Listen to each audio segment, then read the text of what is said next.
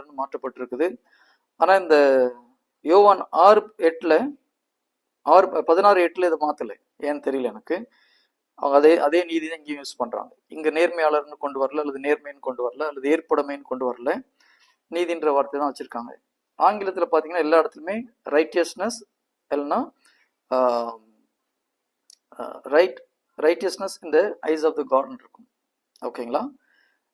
இது புரியுதுங்களா? அந்த டிஃப்ரென்ஸ் டிரான்ஸ்லேஷன் உள்ள ஒரு சின்ன டிஃப்ரென்ஸ் உங்களுக்கு தெரியும். பழைய மொழிபெயர்ப்பில் நீதிமான் என்று அழைக்கப்படல் இப்போ கடவுளுக்கு ஏற்புடையவர்கள் அப்படின்ற வார்த்தையை மாற்றிருக்காங்க.